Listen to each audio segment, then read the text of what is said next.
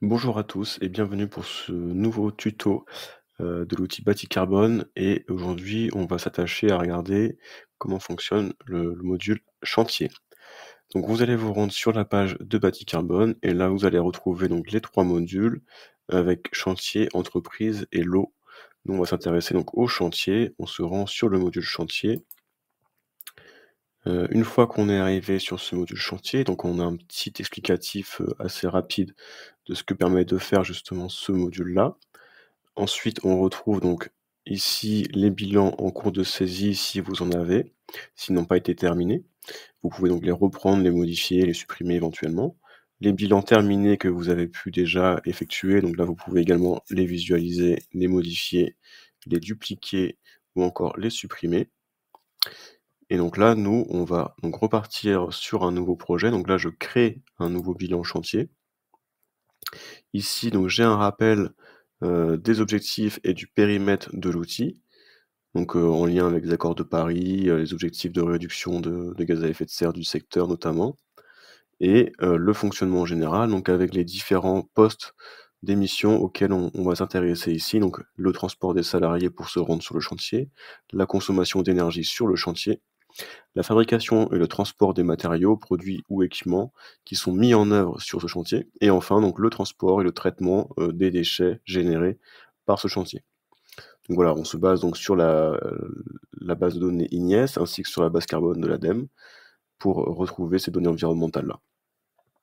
Donc une fois qu'on a fait, le point sur cette méthode de calcul, on valide et on passe à l'étape suivante. La première étape, donc, elle consiste à, décrire de manière, on va dire, administrative, ce qu'est le projet.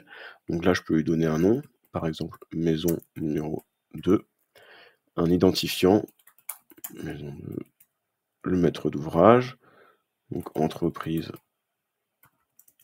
Dupont, par exemple, la ville, on va dire Paris, la région, dans laquelle se situe le projet. Ici, une description rapide de ce qu'est, heu, le projet. Donc ici, construction d'une maison, par exemple. Donc ici, j'ai le choix entre différents types d'opérations, donc on va se dire qu'on est sur une construction. Donc c'est une maison individuelle, mais je peux très bien avoir une rénovation d'un logement collectif ou de bureaux, par exemple. J'indique ici la surface de plancher, heu, du projet, on va dire 115 m² pour cette maison et ensuite je renseigne donc mon début d'intervention sur ce chantier-là. Donc on va se dire qu'on débute, allez, au 17 juin et j'en ai pour, allez, 1 mois, on va dire, d'activité sur cette opération. Donc ce qui me fait 21 jours ouvrés de travailler. Donc le nom de l'entreprise, entreprise Dupont, un contact, donc on va mettre Thibaut Pedrono. Éventuellement, je peux également, mettre un logo pour, notamment pour le rapport qui sera généré à la fin. Une description de l'entreprise, et bien là, on va dire que c'est une entreprise de menuiserie extérieure. Voilà. Si jamais vous avez déjà engagé, des démarches environnementales au sein de l'entreprise, vous pouvez également l'indiquer ici, ce sera repris, dans le rapport, en description. Et donc là, pour cette première partie, je viens enfin renseigner, la famille de matériaux ou de produits que je mets en œuvre sur ce chantier, spécifiquement. Donc là, moi, j'ai dit que je suis une entreprise de menuiserie extérieure, donc je vais cocher la case menuiserie intérieure et extérieure et je valide. Je peux très bien également, compléter avec, par exemple, de l'isolation si jamais je fais menuiserie isolation, par exemple. Là, je vais faire un cas où on s'intéresse uniquement aux menuiseries. Ensuite, je rentre le nombre, moyen d'équivalent temps plein sur le chantier par jour, donc le nombre de salariés finalement, hein, qui sont, affectés à ce chantier. Donc moi ici, je vais dire qu'il y en a 2 et le nombre de kilomètres parcourus par, salarié pour se rendre sur le chantier. Donc là, je vais dire que chaque salarié, eh bien, il met, 20 kilomètres aller-retour pour se rendre sur le chantier. Et ensuite, je viens renseigner donc le nombre, enfin la quantité d'énergie consommée, sur le chantier. Donc là, on va se dire, qu'on consomme de l'électricité, par exemple. Soit je rentre directement, une facture en euros par jour, soit j'ai la possibilité de rentrer des volumes consommés. Donc là, typiquement, pour l'électricité, je vais rentrer des mégawattheures et je peux éventuellement, recaler le prix qui est indiqué ici de 218 € du mégawattheure. Donc là, je vais dire, en mégawattheure, je consomme, 0,5 mégawattheure. Voilà. Et après, je peux compléter aussi avec les autres énergies si besoin. Là, je renseigne que l'électricité, mais je pourrais très bien avoir également un groupe électrogène qui fonctionne avec, du diesel ou autre, type, d'énergie, par exemple. Et en complément, je peux enseigner aussi, j'ai une partie commentaires, sur les actions qui sont menées par l'entreprise pour justement diminuer la consommation d'énergie sur les chantiers. Donc ça peut être aussi, l'occasion d'indiquer ce que vous avez déjà engagé au sein de l'entreprise. Une fois que j'ai fait cela, je passe à l'étape suivante. Étape suivante qui va consister donc à renseigner finalement tous les matériaux que je mets en œuvre sur le chantier. Donc moi ici, je mets exclusivement de la menuiserie intérieure et extérieure ou fermeture. Donc j'ai dit que je faisais de la menuiserie extérieure, donc soit j'ai l'outil de recherche qui va aller chercher directement dans la base Igniess ici et me remettre, tous les éléments qui sont en lien avec le mot-clé que j'aurais renseigné. Donc ce qui peut parfois être assez lourd, hein, parce qu'on a vraiment un listing assez exhaustif. Moi, ce que je vous conseille, c'est directement d'aller voir sur la base de données Igniess, donc la base Igniess, d'aller sur la rubrique «Consulter» et donc là, vous allez retrouver sur la gauche l'arborescence de Igniess avec les différents, produits et équipements. Donc moi, je vais aller regarder les menuiseries extérieures et intérieures, les fenêtres et porte-fenêtres. Je vais partir sur du bois aluminium, par exemple et là, après, j'ai différentes références de marques, que je peux aller, choisir.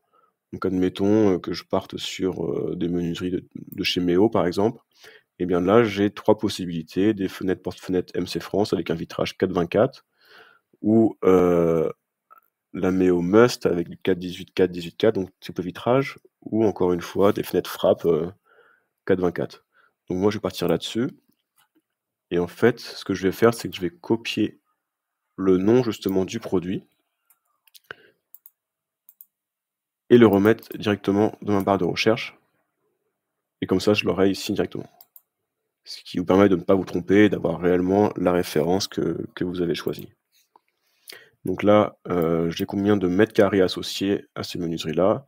On va dire que sur une maison, je vais en mettre 12 mètres carrés, par exemple et j'ai également des portes et bien, du coup, je reviens à l'onglet «Recherche d'un produit». Hop, je réinitialise tout ça.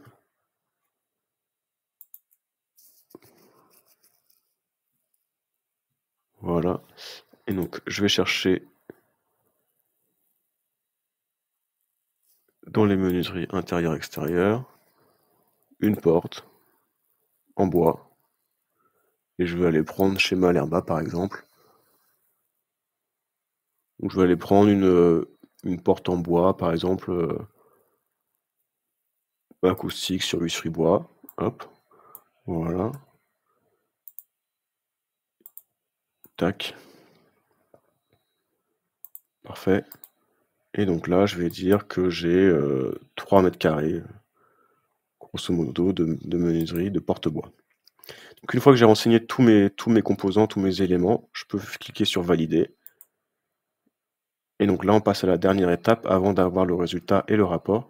C'est donc les déchets de chantier. Donc on a le choix entre une méthode simplifiée, donc qui est, relativement, simpliste, on va dire, où on rentre uniquement la surface du chantier, donc que ce soit en construction neuve ou en rénovation.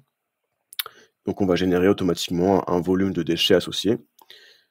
Ou sinon, on a la méthode détaillée qui consiste donc à rentrer vraiment, nos déchets un par un. Hop et on a encore le module de recherche ici, donc j'ai les déchets non dangereux, dangereux et en fonction, de ce qui est fait derrière, valoriser, incinérer ou stocker, eh bien je peux venir renseigner des tonnages associés et donc après j'aurai un calcul plus précis, de cela.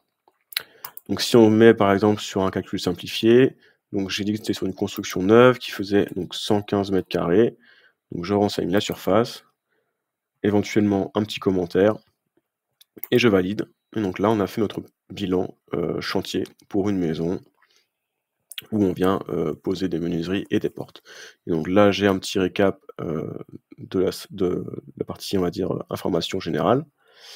Ensuite je retrouve ici donc les émissions de gaz à effet de serre qui sont réparties par poste. Donc matériaux, consommation d'énergie, déplacement des salariés et éventuellement les déchets. Pour le coup, ici, ils sont assez minimes. Donc je l'ai en forme histogramme ou je peux également le retrouver en forme de camembert, avec donc la répartition des émissions. Et en dessous, j'ai mon petit tableau avec les valeurs, relatives à chaque, source d'émissions de gaz à effet de serre. Donc là, je l'ai aussi, le détail pour la consommation d'énergie et les déplacements. Pareil, graphique, histogramme ou camembert. Et enfin, ici, je retrouve, le détail par matériaux ou équipements mis en œuvre. Et donc là, on voit quel est le poste le plus émetteur sur les matériaux. Ici, en l'occurrence, c'est les fenêtres et porte-fenêtres, mais en même temps, il y en a plus, ce qui n'est pas non plus illogique. Et enfin, donc là, les émissions de gaz à effet de serre associées aux déchets de chantier. Donc une fois qu'on a tout ça, on peut également l'imprimer, ce rapport, en PDF, et vous pouvez derrière éventuellement bien le mettre à disposition, de vos donneurs d'ordre, de vos clients, en réponse à un appel d'offres par exemple, et donc vous retrouvez donc les mêmes éléments que ce que je viens de vous montrer auparavant avec les graphiques, les tableaux. Également, si vous avez mis des commentaires, au cours du bilan, du calcul, vous allez les retrouver aussi, dans ce rapport PDF. Donc voilà,